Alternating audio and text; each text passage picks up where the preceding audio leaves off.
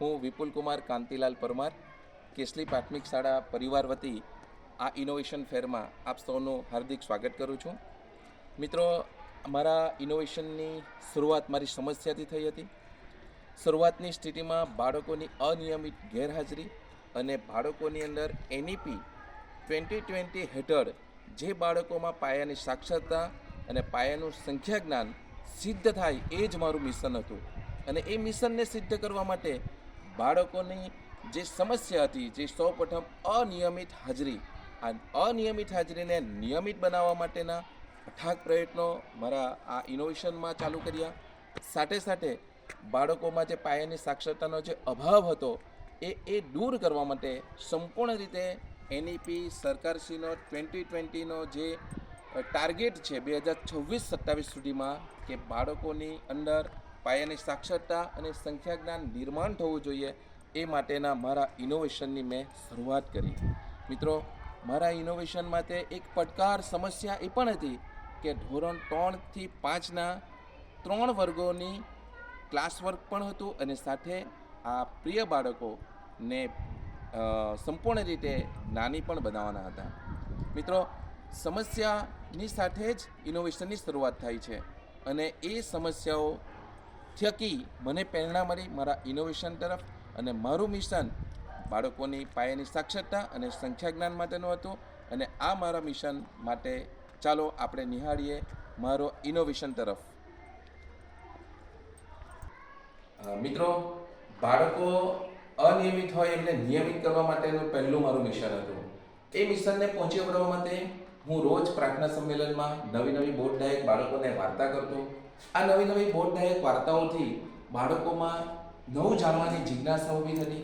આ વાર્તા અધૂરી રાખવામાં આવતી, જેથી કરીને બીજા દિવસે એક ટીવી સિરિયલના ફિલ્મના એપિસોડની જેમ બીજા દિવસે શું થવાનું છે એમ બાળક ટીવી પાસે ગોઠવાઈ જાય ને તેમ પ્રાર્થના સંમેલનમાં બાળક નિયમિત આવીને મારું વાર્તા સાંભળવા માટે ગોઠવાઈ જતા હતા, જેથી બાળકોની અનિયમિત હાજરી નિયમિત થવા લાગી. સાથે સાથે ક્લાસ વર્કની અંદર બાળકોની હાજરીની નોંધ કરવામાં આવતી. 23 ઓગસ્ટના રોજ આપણે જોઈએ 2023 ઓગસ્ટમાં બાળકોની હાજરીની મેં નોંધ કરવાની આવી રીતે ચાર્ટ બનાવવાની શરૂઆત કરી, જેમાં બાળકોની આપણે હાજરી જોઈ શકો છો કે રેડ સ્ટારમાં ઘણા હતા અને યલો સ્ટારમાં પણ જોવા મળે છે. ગ્રીન સ્ટારમાં ભાગ્યે જ વિદ્યાર્થીઓ જોવા મળે છે. એઓને દર મહિને કોઈ પુરસ્કાર આપવામાં આવતો. એ પુરસ્કારના લઈને બાળકને પણ એમ થયું કે મને પણ પુરસ્કાર મળવો જોઈએ. એ જિજ્ઞાસા સાથે, એ ઉત્સાહ સાથે એ શાળામાં આવતો થયો. અને આપ જોઈ શકો છો કે ડિસેમ્બર 24 સુધીની જે સ્થિતિની અંદર ઓલમોસ્ટ ગ્રીન સ્ટારમાં મારા બાળકો આપને જોવા મળે છે. આ એક નમૂના સ્વરૂપ અહીં ધોરણ 3 થી 5નો ચાર્ટ છે. બીજા પણ વિદ્યાર્થીઓનો ચાર્ટ અલગ રીતે બનાવવામાં આવ્યો છે. આ યલો સ્ટાર અને ગ્રીન સ્ટારમાં વિદ્યાર્થીઓ આપને અહીં એનું પરિણામ હાજરીમાં જોવા મળે છે. બીજો, બાળકોની હાજરી નિયમિત માટે બે પોટ બનાવવામાં આવ્યા છે, એક હાજર અને ગેરહાજરનો. જેમ પંખીઓ મુક્ત રીતે ગગન આકાશમાં ઉડી શકે એવી રીતે બાળકો અહીં આવે છે અને મુક્ત રીતે પોતાનું સ્વ કાર્ય કરે છે. એના માટેનો પણ એક નવીન પ્રયોગ તમને આ ટૂંક સમયમાં હું બતાવું છું.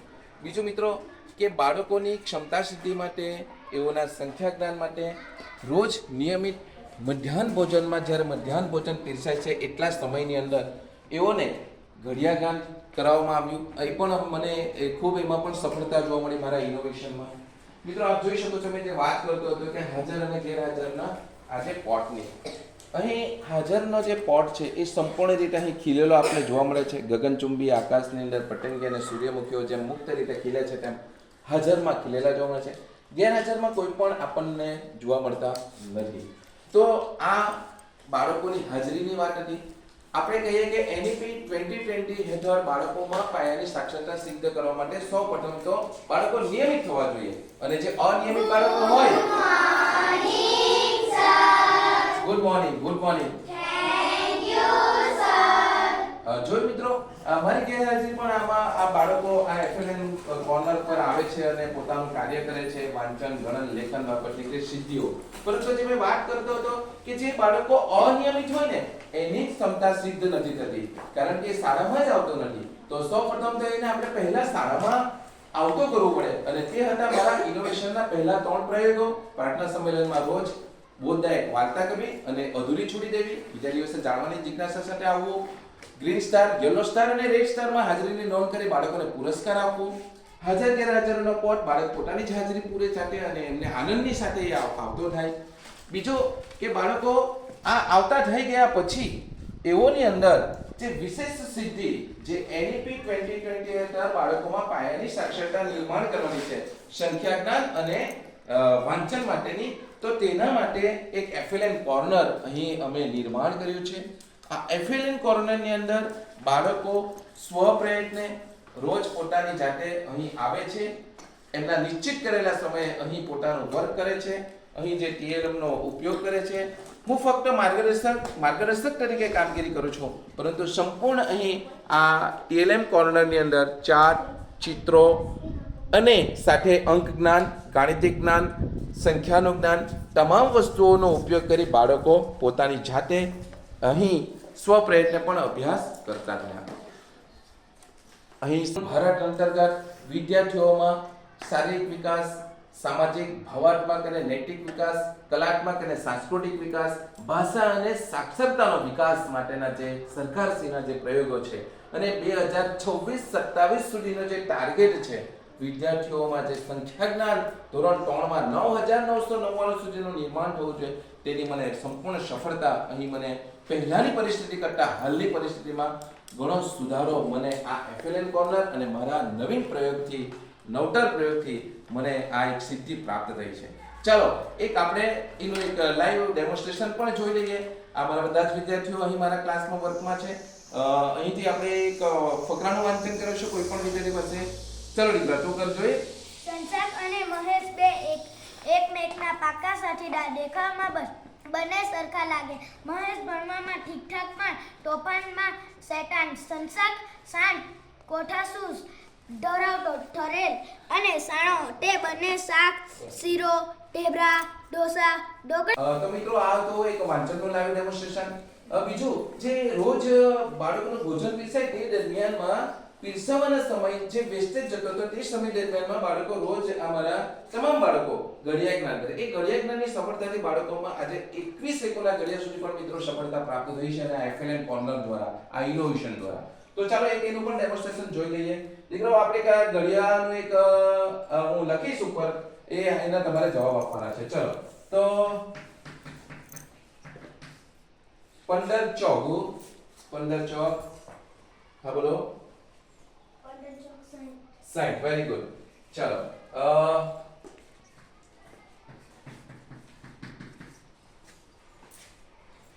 બોલો વંશ. 60, ઓકે.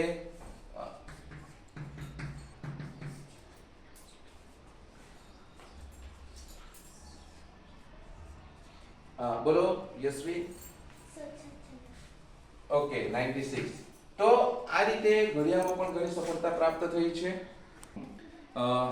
આ એફએલએન કોર્નરની અંદર એક ઇનોવેશનની અંદર જાડુકા પિટારા આ વિદ્યાર્થીઓએ સ્વપ્રયત્ને નિર્માણ કર્યું છે.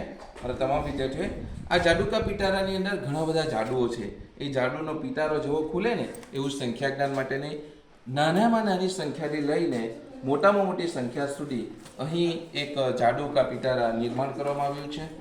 અહીં બાળકો કાઉન્ટ કરતા જેને જરાય ન આવડતું હતું તે સંખ્યાઓ અહીંયા કાઉન્ટ કરીને લખે છે.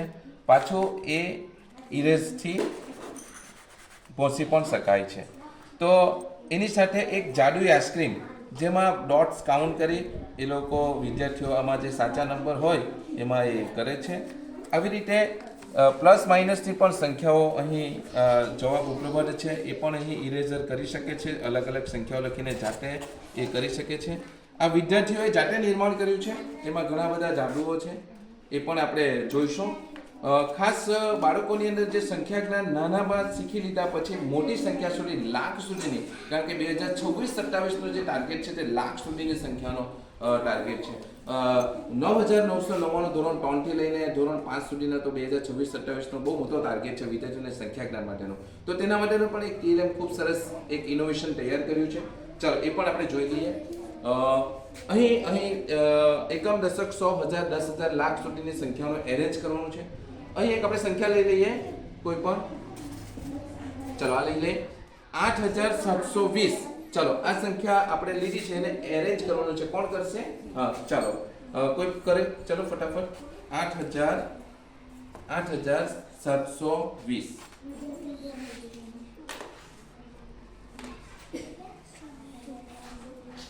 લખો 8720 અંકમાં.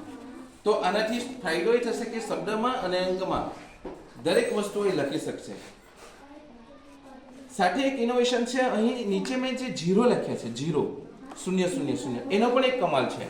એની સ્થાનની પણ એને સમજ આવશે. ઘણીવાર આપણે બહુ જ મોટી સંખ્યા હોય તેની અંદર એનો સ્થાન ચૂકી જાય છે.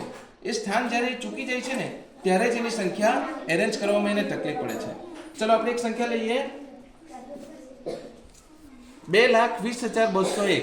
ચલો એરેન્જ કરો 2,20,000